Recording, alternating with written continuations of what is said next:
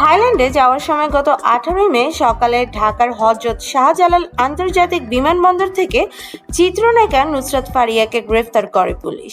পরদিন 19 মে আদালত থেকে কাশিমপুর মহিলা কেন্দ্রীয় কারাগারে পাঠানো হয় তাকে। 20 মে সকালে ঢাকার চিফ মেট্রোপলিটন ম্যাজিস্ট্রেট সিএমএম আদালত তার জামিন মঞ্জুর করেন। সেদিন কারাগার থেকে বের হয়ে গণমাধ্যম কর্মীদের সঙ্গে কোনো কথা বলেননি এই অভিনেত্রী। তবে এই সময় যারা তার পাশে ছিলেন তাদের উদ্দেশ্যে ফেসবুক পেজের এক স্ট্যাটাসের কৃতজ্ঞতা প্রকাশ করেন এই নায়িকা। এরপর থেকে ফারিয়ার আর কোনো বক্তব্য পাওয়া যায়নি। শুক্রবার 23 মে এক ফেসবুক পোস্টে চিত্রনায়িকা জানিয়েছেন তিনি গুরুতর অসুস্থ।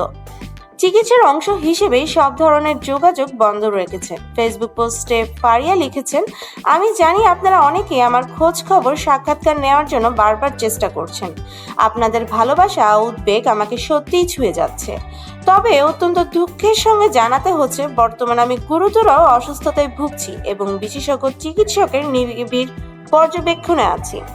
চিকিৎসার অংশ হিসেবে এখন কিছু সময়ের জন্য বাইরের সঙ্গে সকল ধরনের যোগাযোগ বন্ধ রাখা হয়েছে। ফোন ব্যবহারের উপরও রয়েছে কড়াকড়ি নিষেধাজ্ঞা। এই পরিস্থিতিতে কারোর সঙ্গে কথা বলতে না পারার জন্য আন্তরিকভাবে দুঃখিত। আশা করি আপনারা বিষয়টি বুঝবেন। আমি বিশ্বাস করি এই কঠিন সময়টা দ্রুতই পেরিয়ে আবার সুস্থভাবে আপনাদের মাঝে ফিরে আসতে পারবো।